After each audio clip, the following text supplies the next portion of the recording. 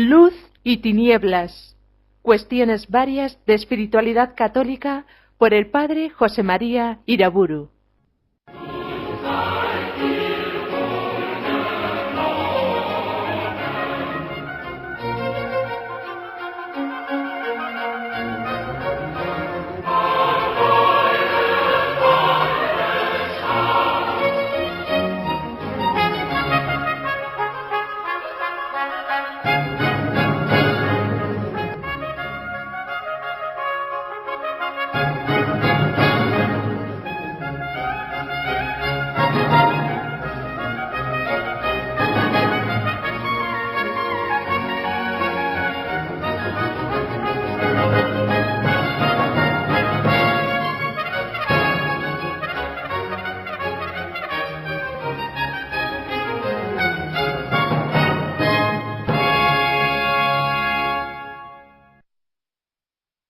En el nombre del Padre, del Hijo y del Espíritu Santo. Sigo tratando de las reducciones jesuitas del Paraguay, la República de los Guaraníes, como ha sido llamada. De lo que ya expuse en la anterior conferencia se deduce algo muy simple, que cada una de las reducciones formaba un pueblo cristiano.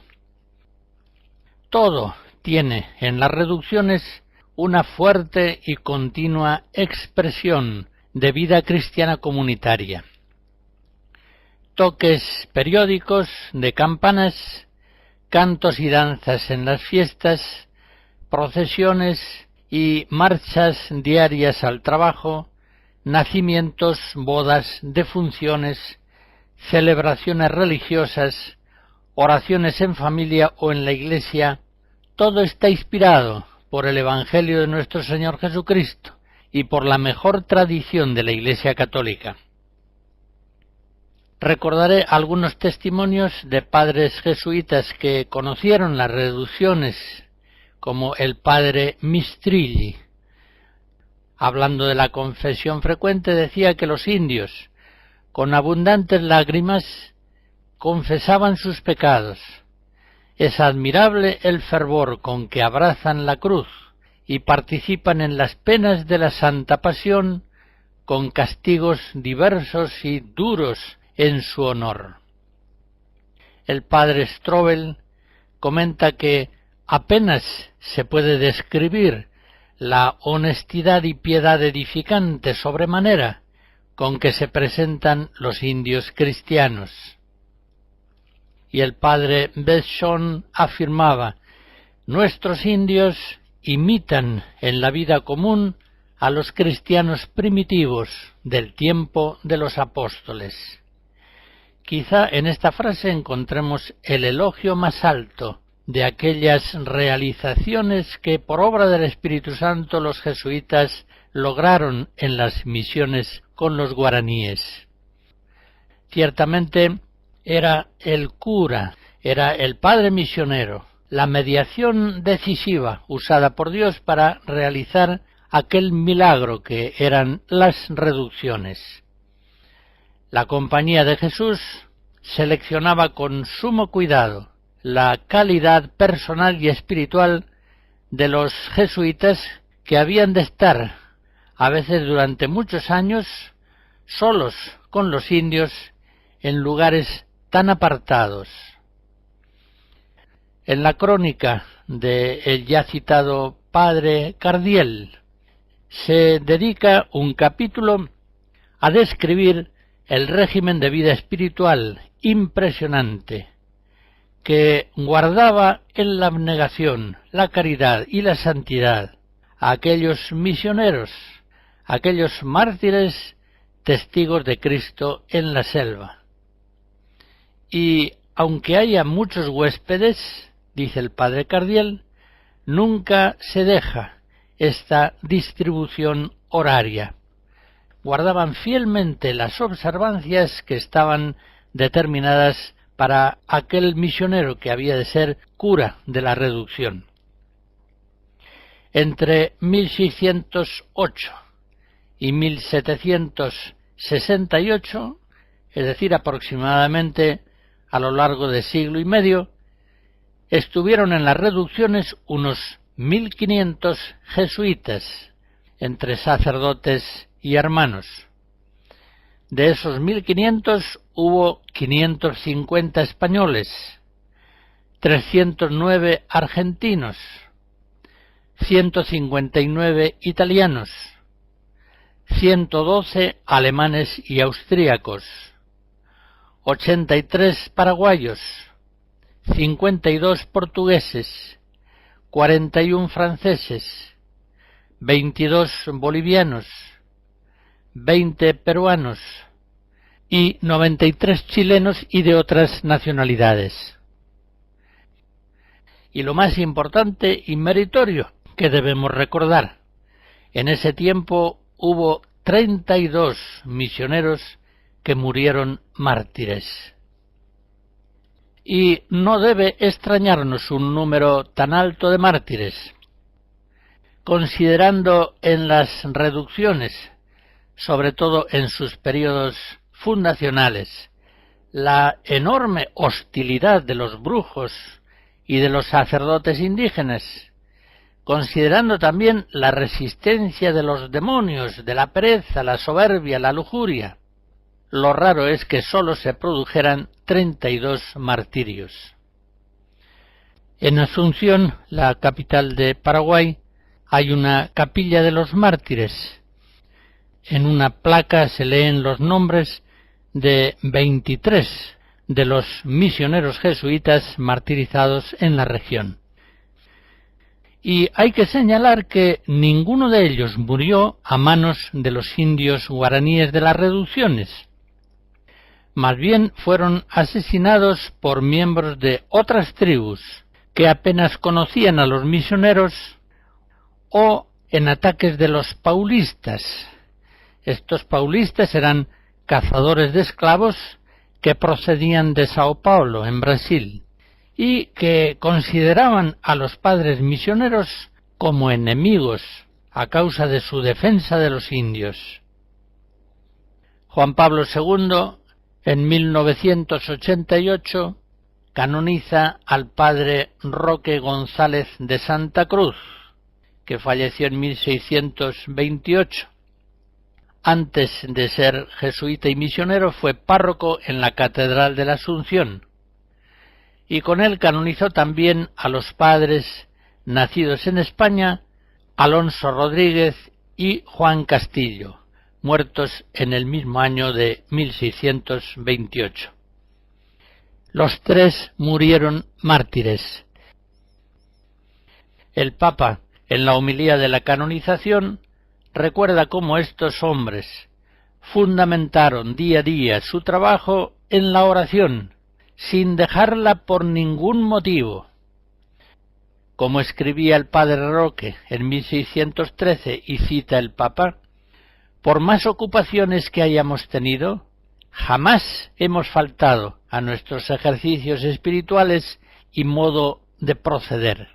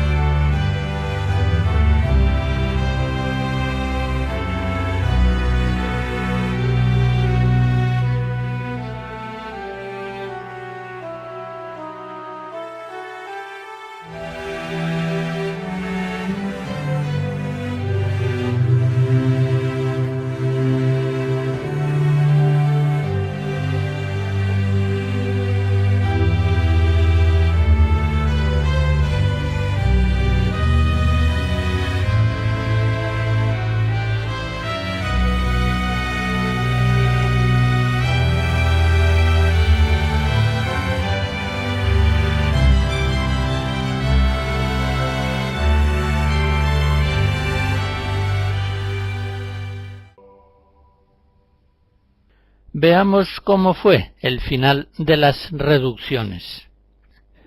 El mundo secular, hispano-criollo, comerciantes y encomenderos, funcionarios civiles y eclesiásticos, ya desde el principio miró con hostilidad las reducciones, en las que no se podía entrar siquiera sin una autorización especial.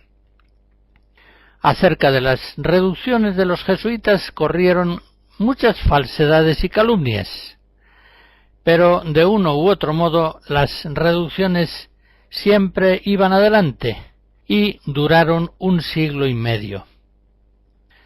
El golpe definitivo vino en 1767, cuando el rey Carlos III, instigado por el conde de Aranda y otros epígonos de la Ilustración masónica, decretó la expulsión de los jesuitas tanto de España como de todos sus dominios.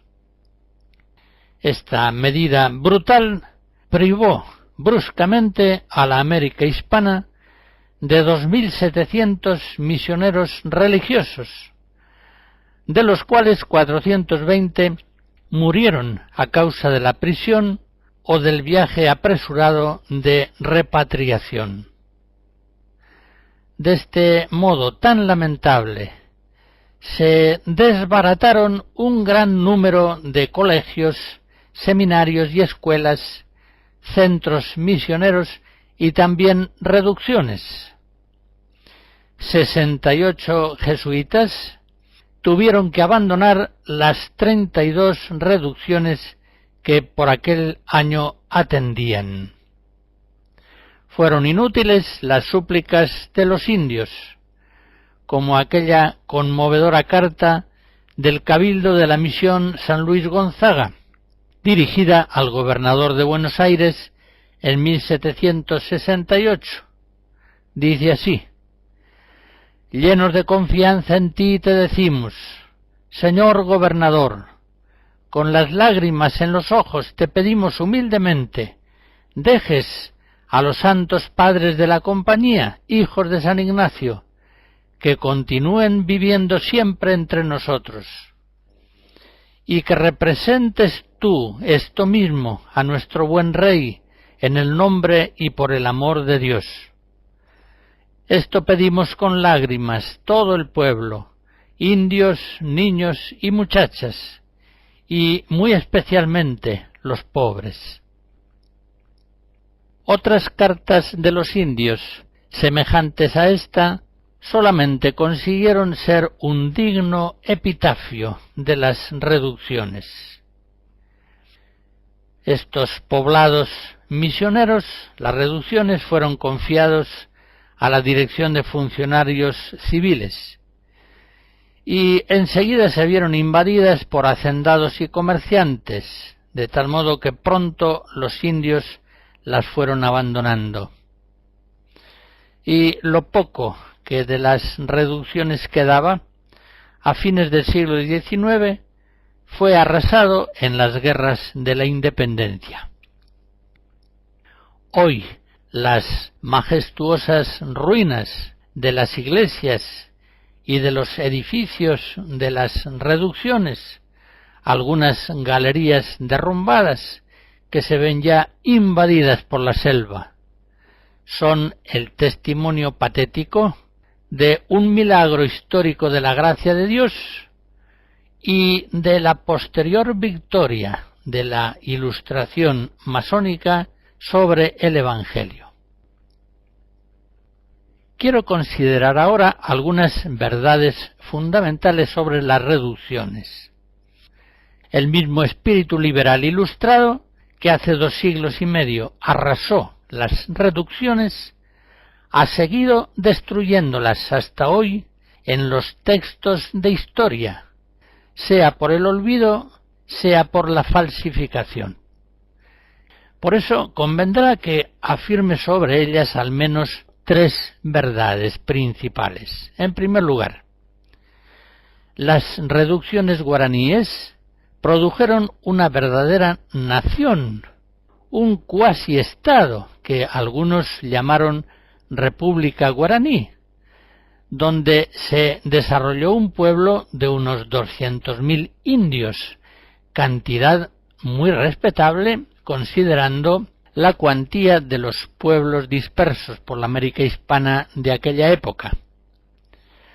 Para entender lo que esa cifra, 200.000 indios, significa, convendrá recordar que hacia 1800 las provincias de Buenos Aires y de Paraguay juntas, incluyendo indios negros y mestizos, apenas llegaban a los 270.000 habitantes. Una segunda verdad fundamental. Las reducciones jesuitas del Paraguay no fueron sino el perfecto cumplimiento de las leyes de Indias dadas por la corona española. Esta precisión que ya el padre jesuita Hernández hacía notar en 1913 me parece sumamente importante. El admirable régimen de las reducciones, decía este escritor, no es otra cosa que la ejecución de las leyes dadas acerca de los indios para toda la monarquía española, sin que en él hayan introducido los jesuitas otra particularidad, sino la que exigían estrictamente las circunstancias y juntamente la exactitud y la firmeza en la ejecución de aquellas leyes. Tenemos pues aquí un caso quizá único en la historia de la utopía en que el cumplimiento fiel y prudente de las leyes políticas emanadas por la Corona de España ha dado lugar a la formación de comunidades utópicas. Como digo, es un caso realmente singular. La fidelidad a unas leyes políticas dio lugar históricamente a unas admirables comunidades utópicas, diferentes y muy superiores a las comunidades de la sociedad vigente en aquel tiempo. Es esta también la opinión de la historiadora Beatriz Fernández Herrero. En un estudio escribe: efectivamente, las reducciones obedecen en todo a las leyes de Indias, llevando a cabo el ideal de los reyes de conquistar sin soldados lo más pacíficamente posible. Por eso su sentido político, sigue diciendo, es el de realizar el sentido utópico planteado por las directrices que establecen las leyes de Indias para colonizar el Nuevo Mundo.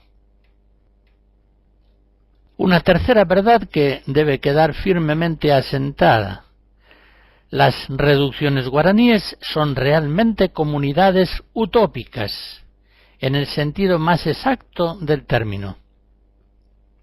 La integración de los indios en las reducciones es libre, no es necesaria o coaccionada. Hubo individuos o tribus que no aceptaron ingresar en ellas, o que, habiendo experimentado aquella vida comunitaria, la abandonaron y regresaron a su vida anterior. Las reducciones son pues comunidades que tienen fuerza para ser distintas del mundo tópico circundante. Eso sí, son distintas a costa de un radical aislamiento. Un aislamiento que está obrado no sólo por la situación geográfica y la prohibición de visitas extrañas, sino quizá más todavía aún por la exclusividad de la lengua guaraní. Y las reducciones al mismo tiempo tienen fuerza también para crear un orden mejor que el del mundo de su tiempo, un orden más unido y justo, más próspero y armonioso. De esto no cabe ninguna duda. Un orden, por otra parte, que además fue durable, se mantuvo durante 1 siglo y medio de vida, y que no terminó por su fracaso interno, como la inmensa mayoría de las comunidades utópicas, sino por la violencia externa aplicada sobre ellas por las órdenes políticas de un rey sujeto a influencias masónicas.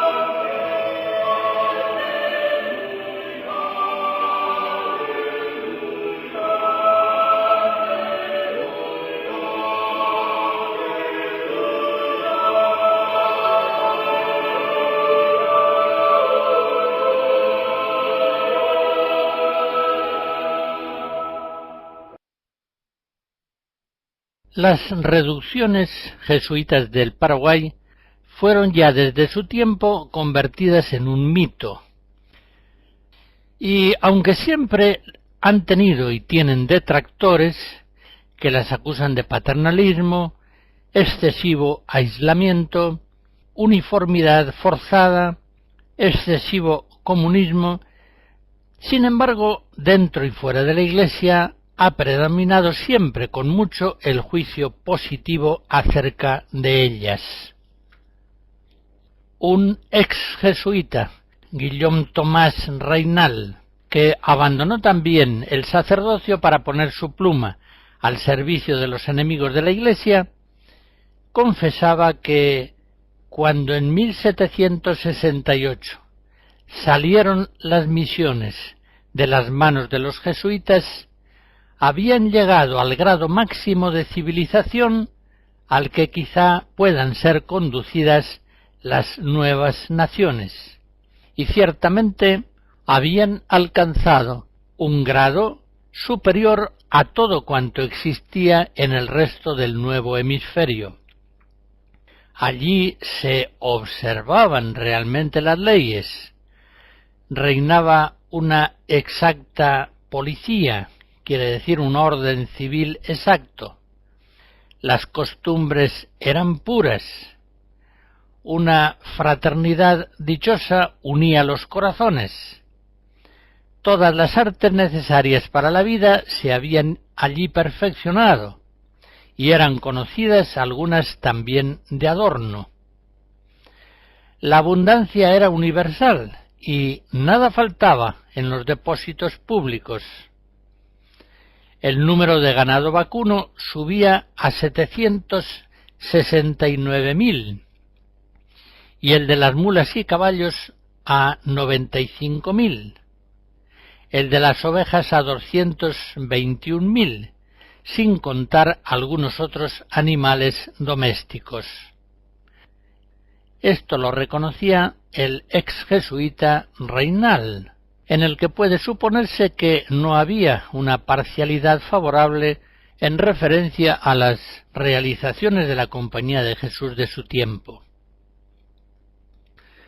En el siglo XVIII, Muratori, autor de El cristianismo feliz del Paraguay, Montesquieu, el enciclopedista d'Alembert, en el siglo XIX, Bougainville, Chateaubriand y muchos otros autores se han visto fascinados por la perfección de la vida comunitaria en las reducciones.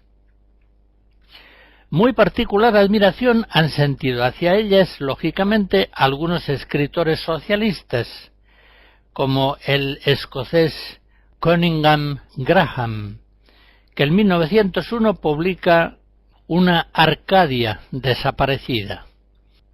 En esta obra ofrece mucha documentación recogida por él directamente en la América Meridional. En esa obra escribe: que los jesuitas hicieron felices a los indios es un dato cierto. Lo que yo sé es que yo mismo, en aquellas misiones desiertas, 25 años hace, está escribiendo en 1901, oí muchas veces ancianos que hablaban con sentimiento de los tiempos de los jesuitas, que recordaban con amor todas sus costumbres perdidas con la compañía, y aunque hablaban de segunda mano, no haciendo más que repetir las historias que habían oído en su juventud, conservaban la ilusión de que las misiones en tiempo de los jesuitas habían sido un paraíso.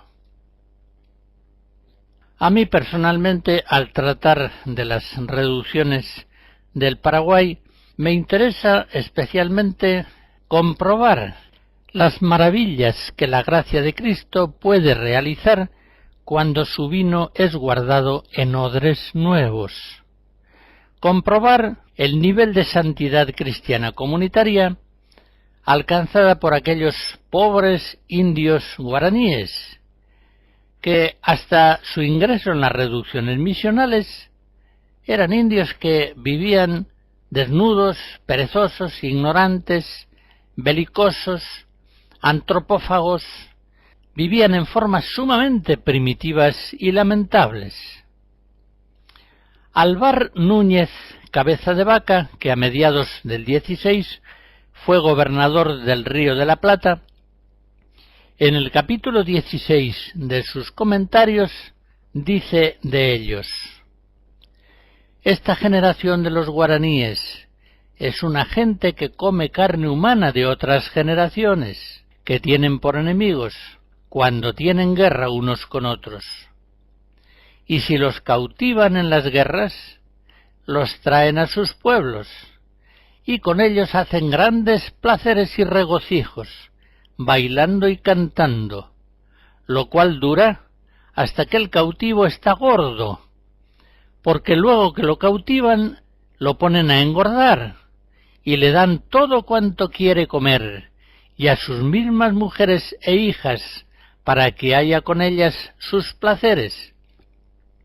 Y de engordarlo no toma ninguno el cargo y cuidado, sino las propias mujeres de los indios, las más principales de ellas, las cuales lo acuestan consigo y lo componen de muchas maneras, como es su costumbre, y le ponen mucha plumería y cuentas blancas que hacen los indios de hueso y de piedra blanca, que son entre ellos muy estimadas.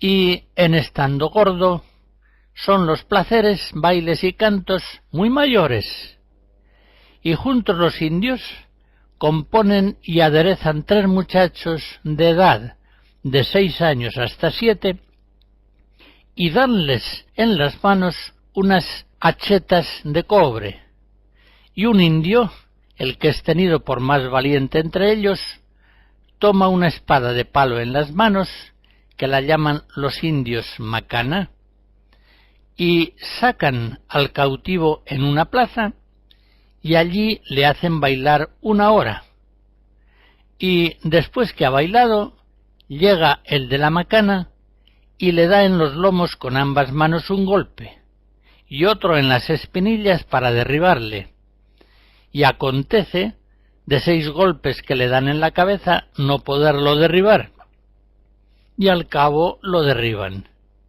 Y luego los niños llegan con sus hachetas, y primero el mayor de ellos, o el hijo del principal, y danle con ella en la cabeza tantos golpes, hasta que le hacen saltar la sangre. Y estándoles dando, los indios les dicen a veces que sean valientes y que se ensañen y tengan ánimo para matar a sus enemigos y para andar en las guerras, y que se acuerden que aquel ha muerto de los suyos y que se venguen de él. No sigo la lectura de esta descripción tan macabra. Se trata, después de todo, de costumbres comunes en las tribus de la región, que configuraban el orden tópico entonces vigente allí. Pues bien, unos años después de que los guaraníes se encuentran con Cristo, gracias a los misioneros jesuitas, y reciben de ellos la buena noticia, cambia en las reducciones su género de vida individual y comunitaria de un modo realmente impresionante.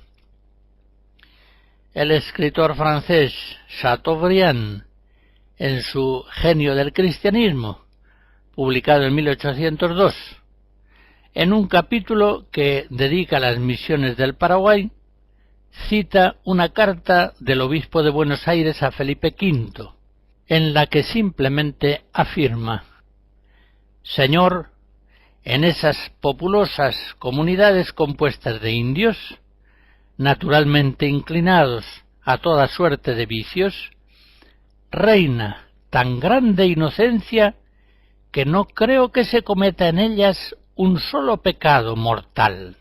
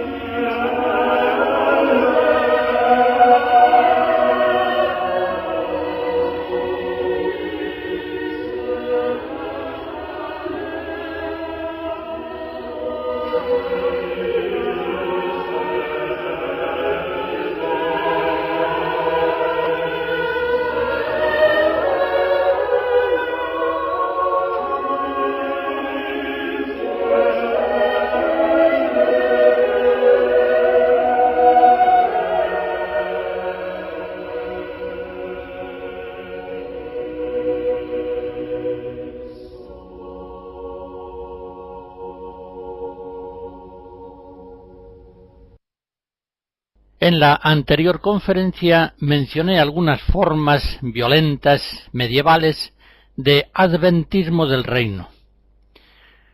En ellas se producía un rechazo total del mundo secular, una comunidad de bienes impuesta a veces por la fuerza, y todas esas sectas comunitarias terminaron pronto y para siempre ahogadas con frecuencia por modos también muy violentos. Pero en formas pacíficas vemos reaparecer de algún modo su inspiración en un gran número de sectas, que normalmente se muestran más adictas al Antiguo Testamento que al Nuevo, aunque también algunas tienen una inspiración, digamos, cristiana, aunque no sean católicas. De ellas existen bastantes todavía. Podemos citar a los anabaptistas, menonitas, amisianos, uteritas, cuáqueros, shakers, lavadistas y tantos otros. La mayoría de las comunidades utópicas que surgen a partir del 19, sobre todo en los Estados Unidos, pertenecen a alguna de estas denominaciones religiosas u otras semejantes. Un autor, Brian Wilson, caracteriza bien los rasgos de las sectas que él llama introversionistas. En ellas se produce un enfrentamiento entre la ortodoxia y el mundo secular. La salvación exige, pues, una radical separación del mundo y una inmersión fiel y perseverante en la comunidad, en la santa comunidad de los hermanos, en la que se ingresa normalmente por un bautismo de adultos. En no pocas de estas sectas, el aislamiento es no solo psicológico y moral, sino también social y vecinal. Establecen colonias y se organizan como un pueblo autónomo. El florecimiento histórico de algunas de estas comunidades ha estado normalmente vinculado a dos factores importantes. En primer lugar, la tolerancia cívica del país que les acoge. Concretamente, muchas de estas sectas hubieron de exiliarse de Europa para establecerse en los Estados Unidos o en otros lugares de América. Y la segunda condición favorable es la posibilidad fácil de adquirir tierras. Dándose ambas condiciones, la tolerancia de la sociedad y la facilidad de adquirir tierras, estas comunidades se han multiplicado a veces dentro de una relativa prosperidad y duración. Hasta mediados del XIX fue Rusia una de las tierras de promisión para estas sectas comunitarias. Después los movimientos migratorios de estas comunidades utópicas se dirigieron más bien a Estados Unidos y en menor medida a Hispanoamérica. Algunas sectas, aunque no viven del todo separadas del mundo, se distancian de él por los modos de vestir, por el lenguaje o al menos por ciertas costumbres y peculiaridades. Los cuáqueros ingleses, por ejemplo, discutieron largos años antes de renunciar o reducir en el siglo XIX sus llamadas peculiaridades. Pero otras comunidades sectarias, no pocas, han mantenido esas peculiaridades a lo largo del tiempo.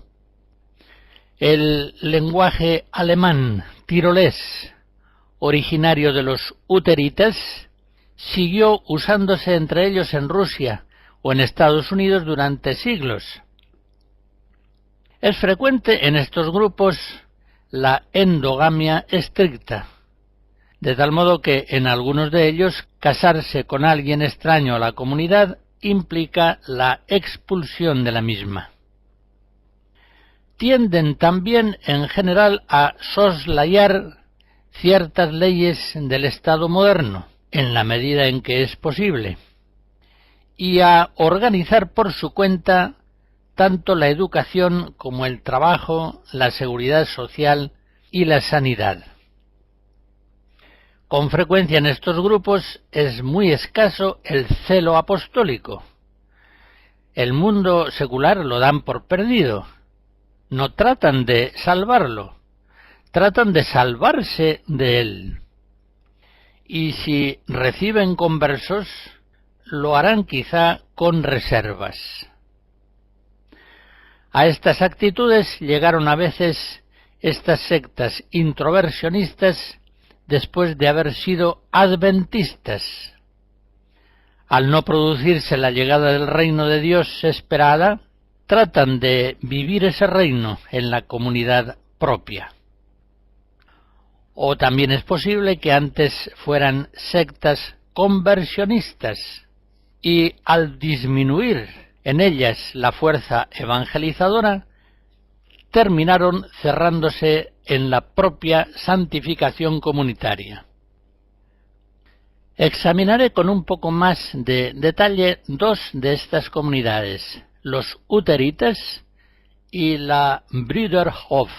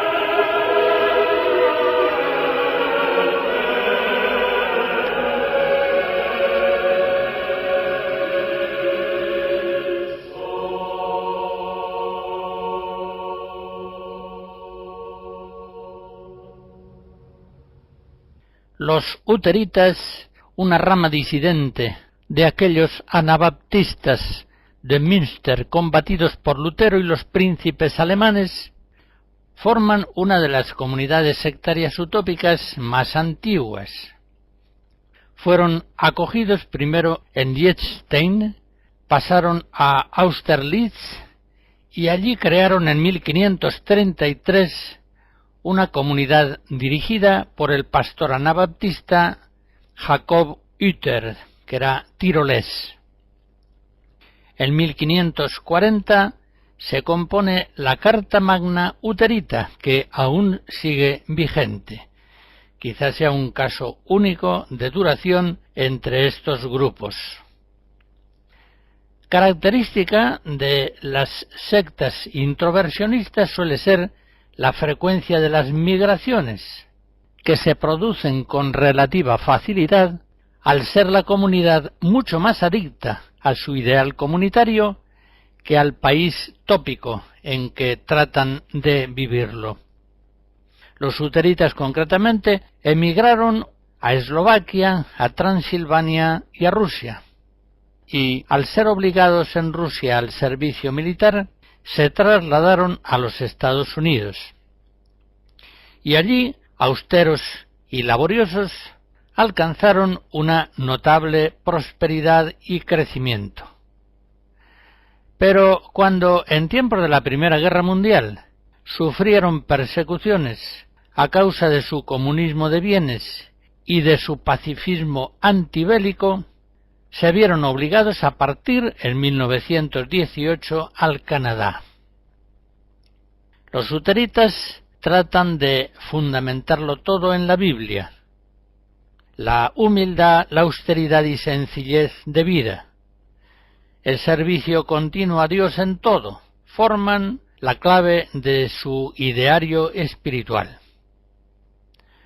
Como sus antepasados anabaptistas, ellos reciben el bautismo ya de adultos, y por ese sacramento se integran definitivamente en la comunidad. Los uteritas rechazan las armas, los cargos políticos, los juramentos, y tampoco admiten tributos con fines bélicos, de tal modo que por esas y otras peculiaridades se distancian bastante de la marcha del mundo secular. Siguen una mística de no resistencia, de renuncia incluso a urgir sus propios derechos, tratando de mantenerse siempre sosegados, pacíficos y laboriosos en la confianza en Dios. Forman matrimonios y hogares individuales, pero cuidan a veces a sus niños juntos en guarderías. Tienen muy altos índices de natalidad. Las comidas las hacen en común, separados por sexos y en silencio.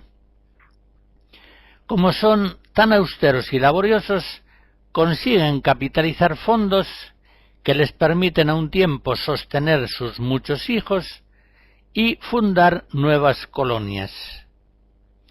Cuando la comunidad sobrepasa el 1,5 centenar de miembros, procuran dividirla y crear una nueva colonia. Del inicio de una comunidad hasta el momento de su división para fundar otra nueva, suelen pasar unos 20 años. Los uteritas, como tantos otros grupos semejantes, no tienen propiamente una organización eclesiástica. En ellos el régimen cívico y religioso son coincidentes. Preside la comunidad un ministro, elegido entre los sugeridos en una lista y finalmente decidido por suertes. Este ministro presidente es ayudado por un administrador y un consejo de ancianos. Cada área de actividades es dirigida por un jefe nombrado por elección. Su lenguaje familiar es el alemán tirolés, pero emplean el alemán en el culto y el inglés cuando es necesario relacionarse con otras personas de la sociedad común. No suelen interesarse por los estudios académicos más allá del nivel primario y tienen un sistema educativo propio que a veces complementan con las escuelas del Estado cuando éste exige esa condición. El luterianismo es uno de los sistemas comunitarios que por su estructura constante y su duración, más de 4 siglos y medio, ha sido objeto de más estudios en sociología religiosa. Y esos estudios afirman que la salud psíquica de sus miembros es bastante mejor que la habitual en el mundo circundante. Son pocos los miembros que abandonan la comunidad, e incluso fuera de ella suelen guardar el estilo de vida luteriano. Y de los que se van de la comunidad son bastantes los que regresan. En 1950 eran unos 10.000 miembros, divididos en 96 comunidades, situadas en Estados Unidos, Canadá, Inglaterra y Paraguay. En 1965 habían crecido un tanto, eran ya 12.500 en Canadá y más de 5.000 en Estados Unidos. Los menonitas amisianos son en los Estados Unidos unos 70.000 y se asemejan bastante a los luteritas. Estos números que acabo de mencionar son relativamente considerables si los comparamos, por ejemplo, con algunas congregaciones e institutos seculares de la Iglesia Católica. Termino dando información sobre otra de estas comunidades que a lo largo de los últimos decenios ha mostrado su valor y su capacidad de permanencia, la Brüderhof. Fundada en 1922 por el alemán Eberhard Arnold, fallecido en 1935, es una derivación del sistema luteriano. Sus adictos, bajo el régimen nazi, se vieron forzados a la emigración, primero a Liechtenstein y en 1935 a Inglaterra, de donde pasaron al Paraguay y a los Estados Unidos, en donde recibieron ayuda de los luteritas. Su nombre en inglés es Society of Brothers. Este grupo forma una comunidad más intelectual, que guarda con el mundo una relación más abierta. Hoy hay 3 colonias de la Brüderhof en Estados Unidos, 2 en Inglaterra y 1 en Alemania. En estas comunidades, que pueden estar formadas por unas 200 personas, unos 30 matrimonios, un gran comedor reúne a la comunidad entera, que reza al comienzo y al final de las comidas, durante las cuales hay una lectura. Cada familia tiene su departamento propio, pero hay también salas comunes. Cada año la comunidad elige su jefe y los responsables de los diversos servicios. Cuidan mucho la educación de niños y adolescentes en la propia comunidad, aunque los estudios superiores los hacen fuera.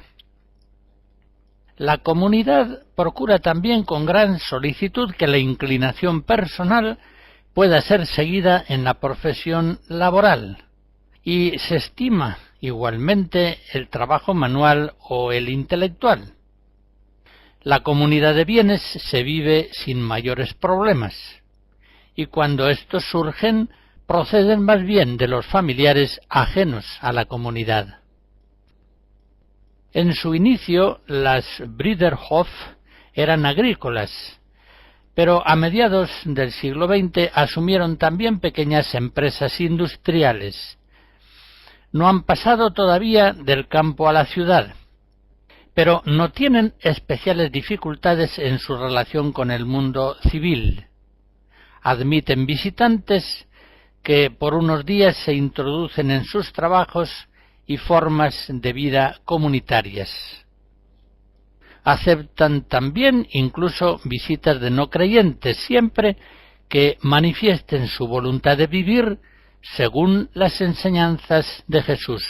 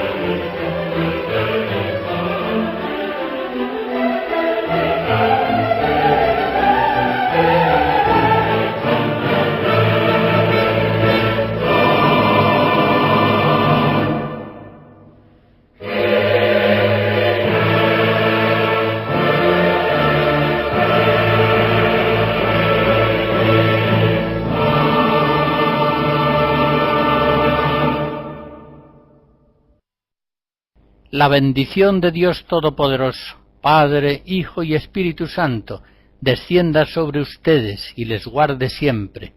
Amén.